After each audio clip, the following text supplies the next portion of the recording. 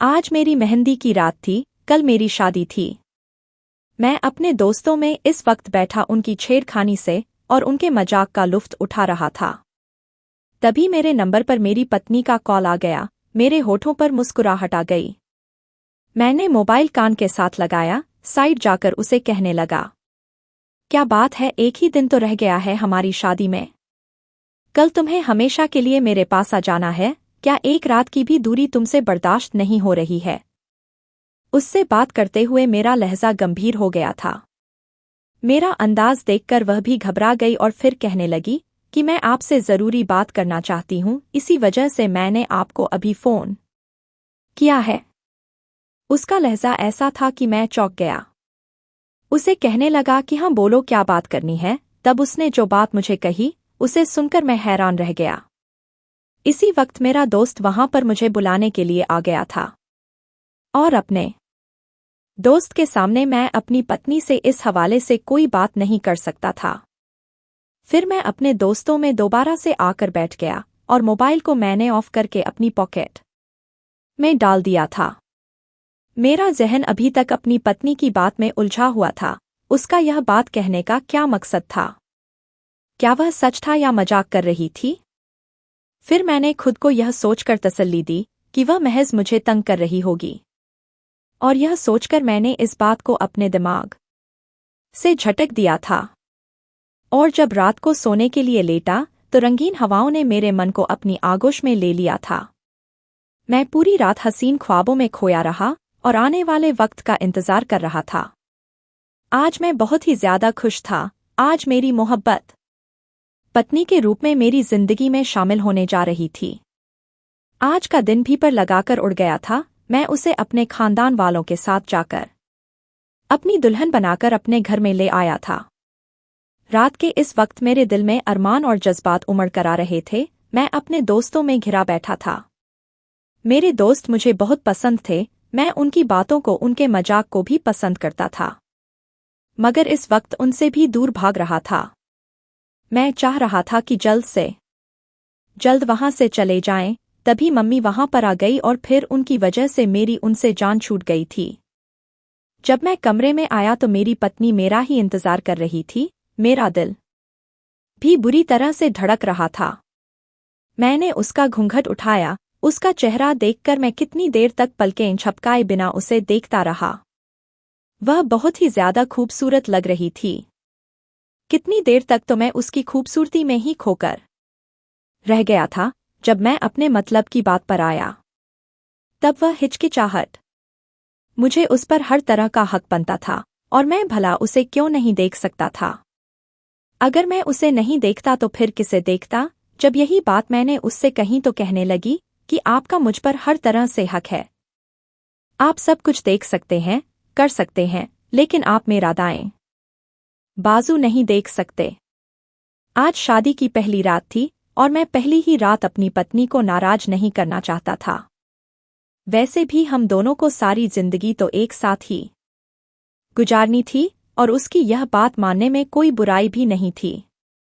उसके बाद मैंने उससे फिर अपना हक वसूल किया और प्यार के मदहोश वादियों में खो गया था। दिन यूं ही बीतते जा रहे थे और अभी तक मैंने अपनी पत्नी का दाएं बाजू नहीं देखा था। कई बार मेरे दिल में यह ख्वाहिश पैदा होने लगती थी कि मैं तो उस पर हर तरह से हक रखता हूँ, तो फिर वह मुझे अपना यह बाजू देखने से कैसे रोक सकती है? अब मैं इस बात पर जिद करने लगा, उस पर गुस्सा करने लगा। उस दिन जब मैं ऑफिस जाने लगा तो मैंने उसे साफ तौर पर यह बात कह दी कि जब मैं वापस आऊंगा तो आज यह बहाना नहीं चलेगा। आखिर मैं देखना चाहता हूं कि तुम मुझे इस चीज से क्यों रोक रही हो। उसका रंग बिल्कुल पीला पड़ गया था और वह यह बात सुनकर ऐसे डर गई थी जैसे ना जाने क्या हो रहा है। और शाम को जब मैं घर आया तो मेरी माता ने मुझे बताया कि मेरी पत्नी घर पर नहीं है। वह कुछ दिन अपने माता पिता के घर में रहने के चली गई है। यह सुनकर मुझे बहुत गुस्सा आया कि वह बिना मुझे बताएं, बिना मुझसे इजाजत लिए वहां पर कैसे जा सकती थी। मैंने फोन किया तो वह कहने लगी कि मेरा दिल घबरा रहा था इसलिए मैं यहां पर चली आई। अब मुझे साफ महसूस हो रहा था कि वह वहां पर इसलिए गई थी क्योंकि आज मैंने उससे साफ तौर पर कह दिया था कि मैं हर हाल में आज उसका बाजू देख कर रहूंगा। मुझे ऐसे लगने लगा था शायद उसका बाजू जल चुका था या बहुत बदसूरत था, जिसकी वजह से वह मुझे ऐसा कह रही थी। मुझे लगने लगा था शायद उसके बाजू में कुछ है और उसे इस बात का डर है कि कहीं मैं उसकी बदसूरती देखकर नफरत का इजहार ना करूं। मगर वह पागल यह नहीं समझती थी कि मैं उससे टूटकर मोहब्बत करता था। मैं भला उसे कैसे छोड़ सकता था, उससे कैसे दूर हो सकता था। जिससे मोहब्बत की जाती है उसकी खूबियां और खामियों को भी अपनाया जाता है। यह बात सोचकर मेरे होठों पर मुस्कान आ गई थी। अब मैंने सोचा कि अब जब वह घर पर आएगी तो मैं उसे प्यार से समझा दूंगा कि अगर उसमें कोई कमी है तो भी मुझे इस चीज से कोई दिक्कत नहीं है। और फिर कुछ दिनों तक जब वह यहाँ पर वापस नहीं आई तो अब की बार मैं झंझनाए हुए अंदाज में खुद ही उसके माता पिता के घर चला गया था। जब वहां पहुंचा तो अपनी सास की बात सुनकर मैं हैरान रह गया। वह कहने लगी कि तुम्हारी पत्नी तो थोड़ी ही देर पहले घर से निकली है, अब तो वह घर में पहुंच चुकी होगी। उनकी बात सुनकर थोड़ी देर में वहां पर रुका और फिर वापस आ गया। जब अपनी माँ से मैंने अपनी पत्नी के बारे में पूछा तो कहने लगी कि मैं उसके बारे में कुछ भी नहीं जानती, वह तो अपने माता पिता के घर गई है।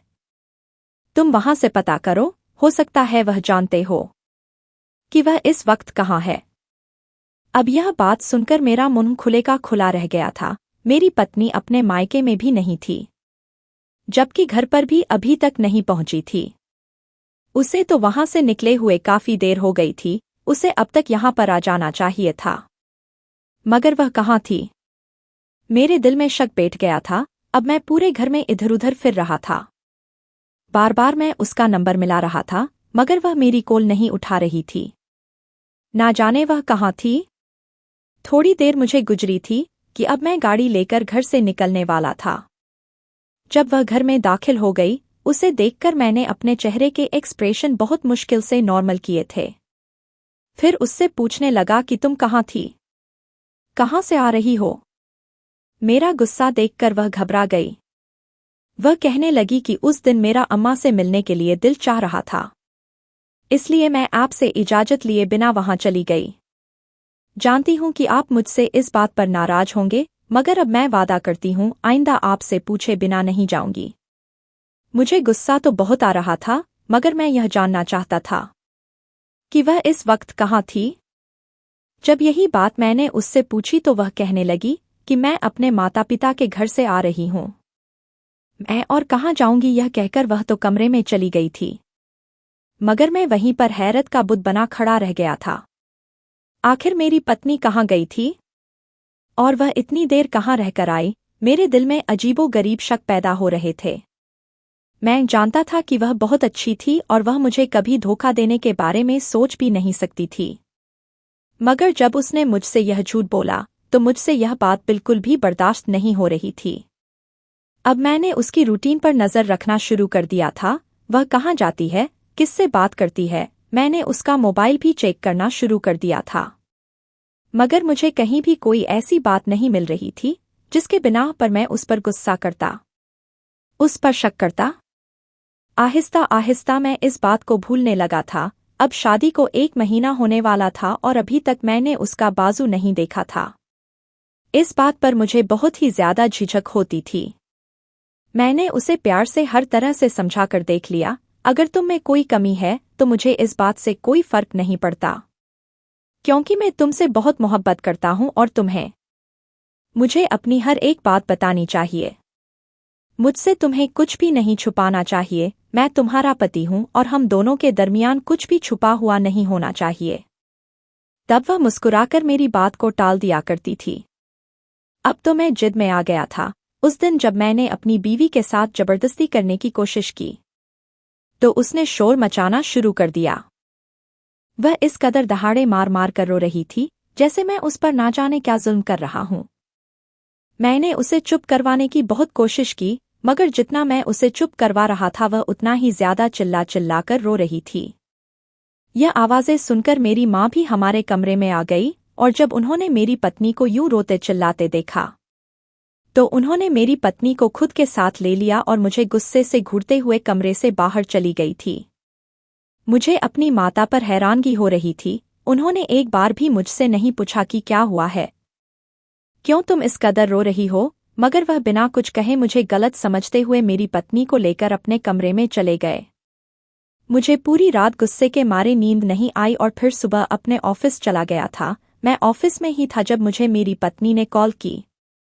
वह अपनी रात वाली बात पर शर्मिंदा थी और मैं ना चाहते हुए भी अपनी मोहब्बत के हाथों मजबूर होकर उसकी हरकत को माफ कर गया था।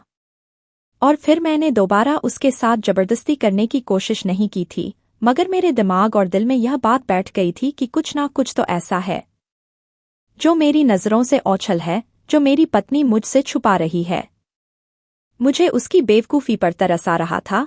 वह अपनी जिद की वजह से अपने पति को खुद से दूर कर रही थी। यह बात ऐसी थी कि मैं किसी को कुछ बता भी नहीं सकता था। वैसे भी वह मेरे सारे हक और ज़रूरत को पूरा करती थी। मुझे उससे किसी किस्म का कोई शिकवा भी नहीं था, मगर उसकी यह बात अपने पूरे वजूद पर रसाई ना देना मुझे अंदर ही अंदर आग लगा रही थी। उसके बाद 2 से 3 बार फिर से ऐसा ही हुआ था। मेरी पत्नी बिना बताए गायब हो जाती थी और जब मैं उसे इस बारे में पूछता तो वह बात बदल लिया करती और मैं इस सारे हरकतों से बहुत परेशान था। मैं उस पर शक नहीं करना चाहता था, मगर जिस तरह की वह हरकतें करती थी मैं उस पर शक करने के लिए मजबूर हो जाता था। इन्हीं दिनों उसकी तबीयत भी खराब रहने लगी थी। चेहरे का रंग हर वक्त उड़ासा रहता था। आंखें अंदर को ढसती जा रही थी। वह अपने खाने पीने का भी ध्यान नहीं रखती थी। उसकी हालत देखकर मेरी माँ मुझ पर बहुत गुस्सा करती थी। वह मुझे कहती कि तुम अपनी पत्नी का ख्याल नहीं रखते, इसकी खुराक का ख्याल रखा करो, इसे खुश रखा करो।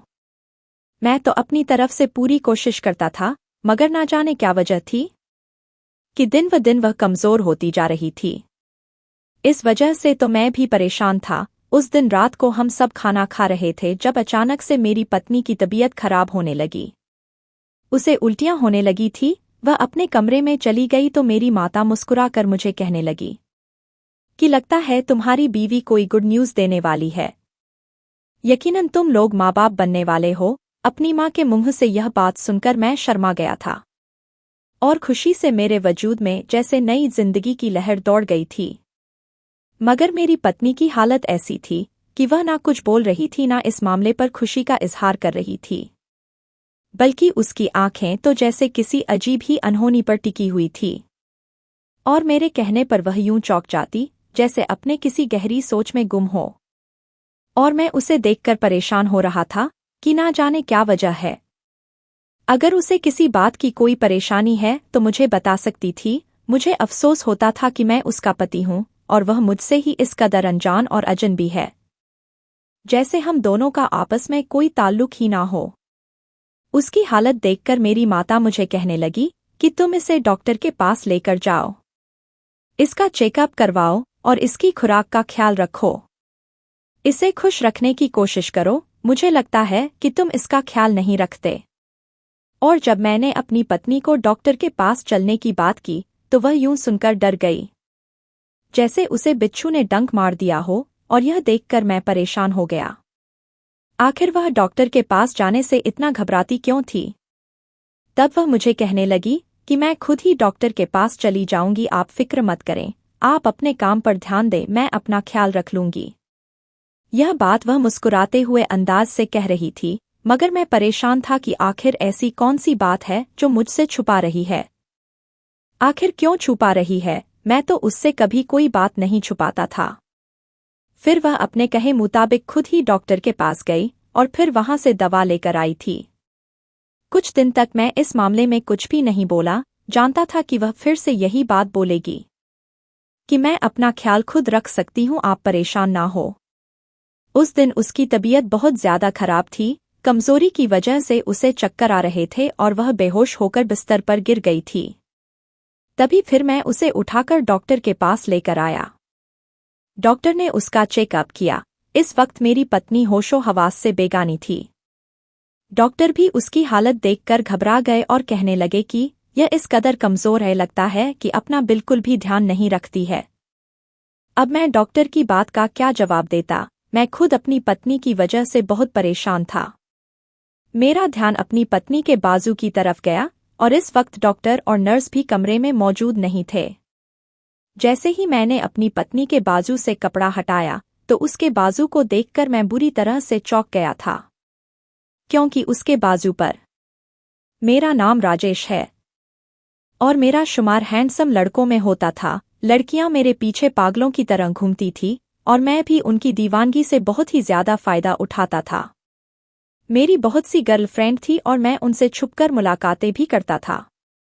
मैं बहुत रंगीन मिजाज शख्स था और जिंदगी से भरपूर फायदा भी उठाता था।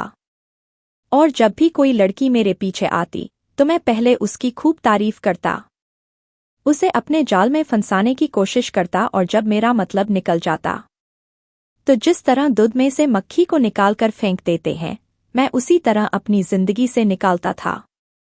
लड़कियां मुझसे इस बात पर ऐतराज भी नहीं कर सकती थी क्योंकि वह खुद ही मेरे पीछे आती थी और मुझे काबू करने के चक्कर में बेलिबास होती थी। फिर जब मैं उनसे फायदा उठा लेता तो आहिस्ता आहिस्ता वह मुझे शादी पर उकसाने लगती। मेरे इनकार पर फिर वह मुझसे खुद ही दूर हो जाती थी। मुझे इन सब में बहुत मजा आता था। मैंने आज तक किसी लड़की से मोहब्बत नहीं किया था। मेरे लिए लड़कियां इस्तेमाल की ही चीज थी। इससे ज्यादा ना तो उनके बारे में सोचता था और ना ही मैं उनके बारे में ज्यादा जानना चाहता था। मैंने फिर अपने पापा का बिजनेस संभाल लिया और अब मैं प्रैक्टिकल लाइफ में आ गया था। अभी भी मेरी जिंदगी वैसे ही गुजरती जा रही थी। अभी भी कितनी ही लड़कियां थी जो मेरे आसपास मंडराती रहती थी और मैं भी उनसे फायदा उठाकर दोबारा उनकी तरफ देखता तक नहीं था। मेरी एक लड़की से मुलाकात हुई। वह लड़की ऐसी थी जो मेरी जिंदगी में आने वाली बाकी लड़कियों से बहुत अलग थी। मैंने आज तक जितनी लड़कियां देखी थी वह सब की सब छोटे कपड़े पहनने वाली और मर्दों को अपनी तरफ अट्रैक्ट करने वाली थी, मगर यह लड़की सबसे अलग थी। यह सलवार सूट में रहती थी और किसी की तरफ भी आंख उठाकर नहीं देखती थी। यह हमारे ऑफिस में जॉब करने के लिए आई थी। इसके पास तजुर्बा नहीं था, मगर पहली ही नज़र में मुझे यह लड़की पसंद आ गई थी और मैं इस पर अपनी नीयत खराब कर बैठा था।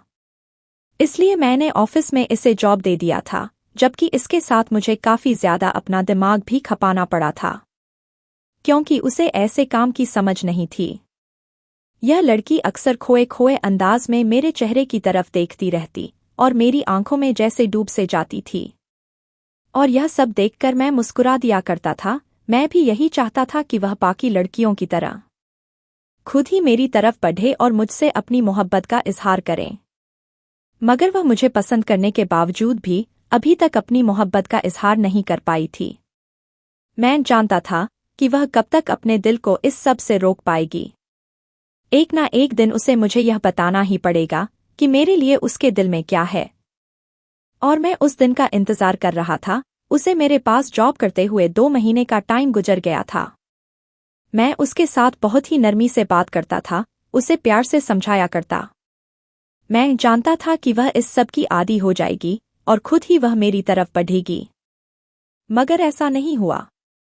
उसने ना तो मुझसे अपनी पसंदगी का इजहार किया था और ना ही मेरे सामने खुद को पेश किया था। मैं हैरान परेशान था कि वह कैसी लड़की थी। वह बाकी लड़कियों से इस कदर अलग क्यों थी? वह क्यों अपना दिल हाथ पर रखकर नहीं फिरती थी? मैं जितना हैंडसम था, जितना अमीर था और जितना उससे प्यार से बात करता था, उसे तो अब तक मेरे बिस्तर की रानी बन जाना चाहिए था। मुझे अपनी तरफ लाने के लिए औरत जात के मुकाम से गिर जाना चाहिए था, मगर ऐसा नहीं हुआ। वह बेवाक अंदाज में ऑफिस में आती। अब तक वह सलवार सूट में ही होती थी और अब मैं उसको देखने के लिए बेचैन हो रहा था। मैं चाहता था कि कब मैं उसे हासिल करूं और उससे फायदा उठाऊं। अब जब मैंने देखा कि मैं उसे इस तरह से हासिल नहीं कर पा रहा था और घर में मेरी माता भी मेरी शादी करने पर जोर दे रही थी, तभी मुझे उसे लड़की का ख्याल आया और मैं यह सोचने पर मजबूर हो गया कि वह लड़की तो बहुत अच्छी थी और मुझे वह बहुत ज्यादा पसंद भी थी। शादी तो मुझे करनी ही है, तो क्यों ना मैं उस लड़की से कर लूं। यह सोचकर मैं खुश हो गया और जब अगले दिन मैंने उसे प्रपोज किया तो मेरी हैरत की इंतहा नहीं रही। उसने मुझसे सोचने का समय मांग लिया था। मैं हैरान था कि मुझ जैसे इंसान को कोई लड़की ऐसा कैसे कह सकती थी, मगर फिर यह सोचकर संभल गया कि हो सकता है उसे अपने घर वालों से बात करनी हो और उनसे बात करने के बाद उसे मुझे जवाब देना हो। एक दिन जब मैंने खुद ही इस बारे में पूछा तो वह हिचकते हुए मुझे कहने लगी कि आप मुझे बहुत पसंद है और मैं आपसे बहुत मोहब्बत करती हूँ, मगर मैं आपसे शादी नहीं कर सकती। उसकी बात सुनकर मेरा मुंह खुले का खुला रह गया था। वह मुझसे शादी करने से इनकार कर रही थी। मेरे जैसा मर्द जो अगर किसी लड़की को गर्लफ्रेंड बना लेता था तो इस बात पर भी फक्र महसूस करते थे, और मैं उस लड़की को अपनी पत्नी बनाने की बात कर रहा था और वह मुझे इनकार कर रही थी। अब मुझे उस पर बहुत गुस्सा आया और जब मैंने उसे यह बात कही कि तुम मुझसे शादी से इनकार क्यों कर रही हो, जानती हो तुम क्या कह रही हो, लड़कियां तो मेरे मुंह से यह बात सुनने के लिए तरस रही होती है, और जब मैं तुमसे यह बात कह रहा हूं और तुम मुझे इनकार कर रही हो। तब वह सर झुकाकर रह गई थी। फिर कहने लगी कि मेरी कुछ मजबूरियां हैं, मैं इस वजह से आपसे शादी नहीं कर सकती। मगर अब मैं भी जिद पर आ गया था और मैंने उसे साफ तौर पर कह दिया, शादी करूंगा तो मैं तुमसे ही करूंगा। फिर आहिस्ता आहिस्ता वह मेरी मोहब्बत में पागल होने लगी थी। एक दिन उसने शादी के लिए हाँ कर दी थी। अब मेरे लिए उसके बिना रहना नामुमकिन था। तभी मैंने घर वालों से कह दिया कि मेरी जल्द से जल्द शादी की तैयारी करें। मगर उसकी यह बात कि मैं उसका बाजू नहीं देख सकता, यह बात मुझे बहुत ज्यादा हैरान करती थी कि आखिर इसमें ऐसा क्या राज है जो मुझसे छुपा रही है। मैं यह समझता था कि शायद उसमें ऐसा कोई नुकसान हो जो वह नहीं चाहती थी कि मैं उसके बारे में जानूं। अब जब मैंने उसके बाजू से कपड़ा हटाकर देखा तो उसके बाजू पर काले काले निशान बने हुए थे जो कि गोल दायरे में फैले हुए थे। यह देखकर मैं डर गया और तभी डॉक्टर को मैंने कमरे में बुलाया और उस दागों के बारे में पूछा तो उसका मुंह भी खुले का खुला रह गया था। वह काफी देर तक गुमसुम रहे और फिर मुझे कहने लगे कि मैं जब तक इसके बारे में पूरी तौर पर चेकअप ना कर लूं, मैं आपको तब तक कुछ नहीं बता सकती। मुझसे मेरी पत्नी की तबीयत के बारे में पूछा। मैंने उसे हर एक बात बताई। वह कहने लगी कि आपकी पत्नी गर्भवती है, इसके साथ ही और कोई दिक्कत है, और जब तक मैं पूरी तौर पर पता ना कर लूं, मैं आपको इस बारे में कुछ भी नहीं कह सकती। हो सकता है यह मेरा वहम हो और आपको बेकार में परेशानी उठानी पड़े। मैंने डॉक्टर से बहुत पूछा मगर उसने मुझे नहीं बताया, और फिर मुझे कहने लगे कि आपको जब मैं कॉल करूं तब अपनी बीवी की रिपोर्ट लेने के लिए आ जाना है। उसके बाद मैं हक्का बक्का रह गया था। आखिर ऐसा क्या था जिसकी वजह से डॉक्टर परेशान हो गए थे। मुझे भी ऐसा लगने लगा था कि कोई खास बात है जिसको सुनकर मुझे गहरा सदमा लगने का अंदेशा है। तब मेरी पत्नी कुछ नहीं बता रही थी। जब मैंने उसके बाजू पर यह काले निशान देखे तो मुझे समझ नहीं आ रहा था कि यह सब क्या है। थोड़ी देर के बाद मेरी पत्नी को होश आ गया था और फिर मैं उसे लेकर घर आ गया। घर आने के बाद मैंने उसे कुछ नहीं कहा। वह बहुत परेशान थी। उसकी हर दिशा में हलचल थी, पहले से भी ज्यादा कमजोर हो गई थी। मैं काम पर था जब माँ ने मुझे कॉल किया और कहने लगी कि तुम्हारी पत्नी को पता नहीं क्या हो गया है, वह बेहोश हो गई है। मैं तुरंत घर आ गया। मैं घर आया तो मेरी पत्नी अभी भी मुझसे नाराज थी। मुझे देखकर उसने अपने चेहरे का रुख बदल लिया था और अब वह मेरी शक्ल तक देखने की राजी नहीं थी। मैं उसके पास जाकर बैठ गया और उसके चेहरे की तरफ देखकर मैं फुट फुट कर रो पड़ा। तुमने मुझसे इतनी बड़ी बात क्यों छुपाई? तुमने मुझे सच क्यों नहीं बताया कि तुम्हें ब्लड कैंसर है, और वह भी आखिरी स्टेज पर? मेरे मुंह से यह बात सुनकर वह बेयकीनी और फटी फटी निगाहों से मुझे देखने लगी। काफी देर के बाद उसके मुंह से आवाज निकली, तुमको यह सब कैसे पता चला? तब मैंने उसे सारी बात बताई तो वह गुमसुम हो गई और गहरी सांस लेकर कहने लगी, मैं भी इस बारे में बेखबर थी। कुछ समय पहले मेरी अचानक से तबीयत खराब हो गई थी। मैं इस बात को नजरअंदाज करती रही, मगर फिर जब मेरी तबीयत ज्यादा खराब रहने लगी तो तब मैं डॉक्टर के पास गई और डॉक्टर ने मुझ पर इस बात का खुलासा साफ किया था। आप जानते हैं कि दुनिया में मेरी माँ और छोटी बहन के अलावा कोई भी नहीं है, इसीलिए मैंने उन्हें यह बात नहीं बताई थी। मैं उन्हें परेशान नहीं करना चाहती थी। अपना इलाज करवाने की मैंने बहुत कोशिश की, मगर डॉक्टर्स का कहना था कि मेरी बीमारी अब लास्ट स्टेज पर है, अब इसका कोई भी हल मुमकिन नहीं है। तब मैं बहुत रोई थी, बहुत चिल्लाई थी, और तब मेरे नज़रों के सामने आपका चेहरा घूम गया था। मैं आपको बहुत पसंद करती थी, आपके साथ जिंदगी गुजारना मेरा वह ख्वाब था जो आपको देखते ही मेरी आंखों में आकर सज गया था। मगर मैं जानती थी कि मैं चंद दिनों की मेहमान हूँ, मेरी जिंदगी कितनी है यह कोई भी मुझे नहीं बता सकता था। और जब आपने मुझसे शादी की ऑफर की तो मैंने इसी वजह से आपको इनकार कर दिया था कि मैं इस बीमारी की वजह से आपकी जिंदगी बर्बाद नहीं करना चाहती थी। मगर जब आपने मुझे बार बार मनाना शुरू कर दिया, तब मैंने सोचा कि मैं भी आपसे मोहब्बत करती हूँ और आपके बिना रहना मेरे लिए भी मुमकिन नहीं है। तब मैं भी खुदगर्ज बन गई थी। मैंने सिर्फ अपनी खुशी के बारे में सोचा था कि जितनी भी मेरी जिंदगी है मैं अपने महबूब की संगत में गुजार लूँ, शायद इस तरह से खुशी की बदौलत मेरी जिंदगी भर जाए। मगर ऐसा नहीं हुआ। अब मेरी तबीयत पहले से भी ज्यादा खराब रहने लगी है। यह बीमारी मेरे बाजू पर जाहिर हो गई थी, इसलिए मैं आपसे छुपा रही थी। और अब तो मेरे वजूद में एक नई जिंदगी भी पल रही है। डॉक्टर का कहना है कि मुझे इतनी जल्दी अब बच्चे को जन्म नहीं देना चाहिए था, क्योंकि इस तरह से मेरी अपनी जिंदगी के चांसेस और कम हो गए हैं। इतना कहकर वह फूट फूट कर रो पड़ी थी और मेरी आंखों से भी आंसू बह रहे थे। मैं उसका इलाज करवाने के लिए किसी भी हद तक जा सकता था, पानी की तरह पैसे बहा सकता था, और फिर मैंने ऐसा किया भी।